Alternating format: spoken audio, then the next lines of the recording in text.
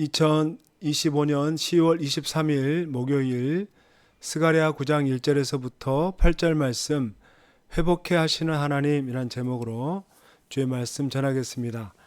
하나님과 상관없이 사는 사람들, 어떻게 보면은 더 풍요롭고 더 지혜롭게 살아간다고 생각할 수 있습니다. 그러나 우리 하나님의 자녀들은 항상 뭘 염두에 둬야 되냐면 최종적으로 우리 인생에 최종적으로 심판하시는 하나님, 그 하나님이 계시다라는 것을 우리는 잊지 말아야 되는 겁니다. 1절에서부터 4절 말씀, 여호와의 말씀이 하드락 땅에 내리며 다메섹에 머물리니 사람들과 이스라엘 모든 지파의 눈이 여호와를 우러러 봄이니라. 그 접경한 하맛에도 임하겠고 두로와 시돈에도 임하리니 그들이 매우 지혜로움이라. 두로는 자기를 위하여 요새를 건축하며 은을 티끌같이 금을 거리에 진흙같이 쌓았도다. 주께서 그를 정복하시며 그의 권세를 바다에 쳐 넣으시리니 그가 불에 삼켜질지라. 아멘. 스가랴 9장의 말씀은 하나님이 행동하시는 하나님이 나타납니다. 유다의 대적들을 하나님이 방관하지 않으시고 이제 심판의 때에 직접 그 부분을 응징하시고 자신의 백성을 구원해 내실 것을 선포하고 있습니다. 마치 원정을 떠나서 승리한 내용을 기록하는 것처럼 스가랴서 9장 말씀 보면 여러 지명이 나열됩니다. 여호와의 말씀이 하드락 땅에 내리며 다메섹에 머물리니 접경한 하맛에도 임하겠고 두로와 시돈에도 임하리니. 그들이 아무리 지혜롭고 또 하나님의 재앙을 단단히 대비했다 하더라도 3절에 보니까 두로는 자기를 위하여 요새를 건축한다 이렇게 나옵니다. 자기를 위해 요새를 건축하지만 주께서는 그들을 정복하시겠고 그들의 권세를 바다에 쳐 넣으시겠다라고 하나님이 말씀합니다. 그러니까 아무리 사람이 지혜롭게 그 재앙을 대비한다 하더라도 하나님의 심판을 피할 수는 없는 것이다. 왜냐하면 온 인류가 모두 하나님의 주권 아래에 살아가고 있기 때문에 그렇습니다. 하나님이 심판을 행하시는 이유가 뭔가? 그들의 교만함 때문이죠. 그들의 지혜, 그들의 교만함, 하나님을 대적하는 마음, 이것을 하나님이 지금 꺾으시는 겁니다. 우리는 이 말씀 속에서 무엇을 깨달아야 되는가? 첫 번째로는 하나님의 권세에서 벗어난 나라는 없다.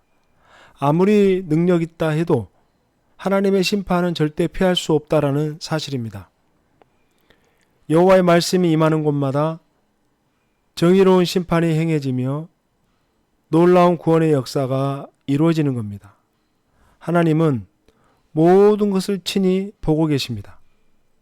온 세상을 감찰하시기에 심판받아야 할 자들이 누구인지를 하나님은 잘 아십니다.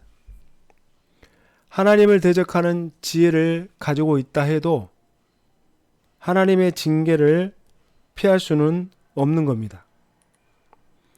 두로와 시돈은 무역을 통해 부를 축적하고 명성을 떨쳤지만은 그러나 그렇다 할지라도 그들의 안전을 보장할 수는 없었습니다.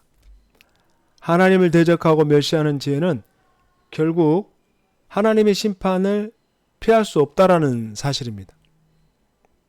그리고 스스로 높은 채 하는 그들 교만 때문에 결국 심판받아 무너지는 겁니다.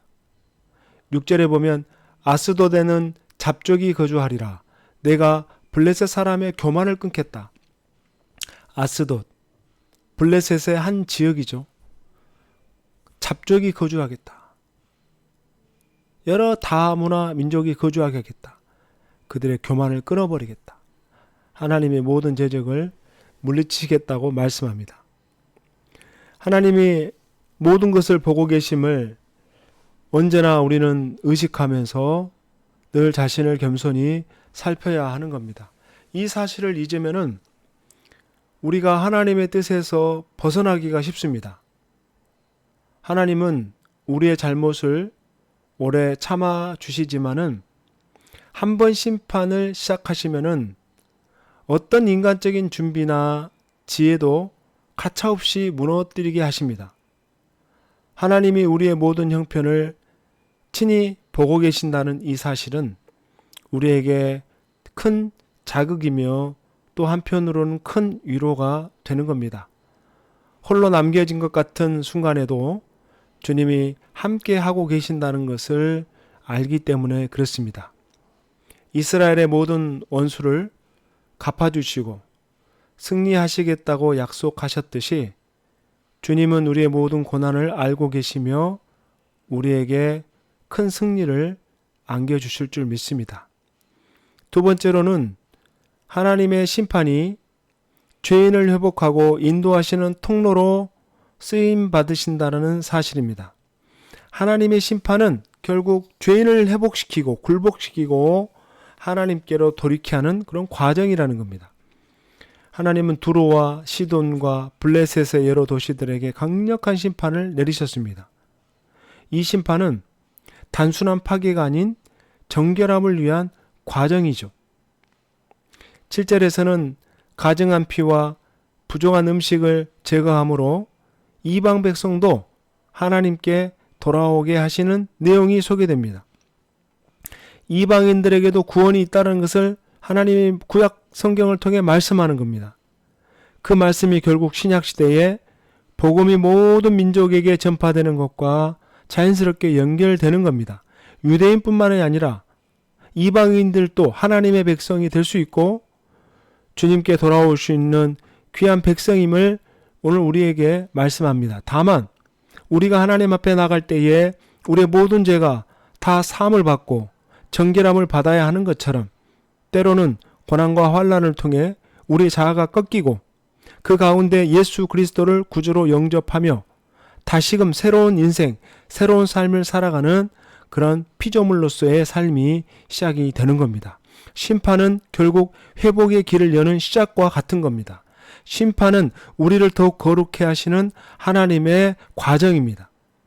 우리가 하나님 앞에서 또 무엇보다도 이 세상의 죄악 가운데 휩쓸리지 않고 믿음 가운데 담대히 서서 날마다 살아계신 하나님을 증거하고 복음의 귀한 통로로 쓰임받는 저와 여러분 될 수 있기를 주님의 이름으로 축원합니다. 아멘. 하나님 아버지 고맙고 감사합니다. 우리가 우리의 삶을 늘 겸손히 하나님 안에서 살아가는 것임을 깨닫고 세상의 지혜를 부러워하지 않고 세상의 그 부를 부러워하지 않고 최종적으로 심판하시는 그 하나님 안에서 겸손하게 주님과 동행하며 살아가는 복된 우리가 되게 하여 주시옵소서. 우리를 이끄시고 인도하여 주시며 크고 작은 시험 가운데서도 무너지지 않고 날마다 주님이 주시는 새 힘과 새 능력으로 일어서게 하여 주옵소서. 오늘 하루를 살아내는 사랑하는 성도들의 모든 가정과 일터에 놀라운 하나님의 축복이 임하게 하여 주시옵소서. 육신의 질병 가운데 있는 성도들 주 예수 보혈의 능력으로 명할 때 깨끗이 나음을 입게 하여 주시옵소서. 좋으신 예수님의 이름으로 간절히 기도하옵나이다. 아멘.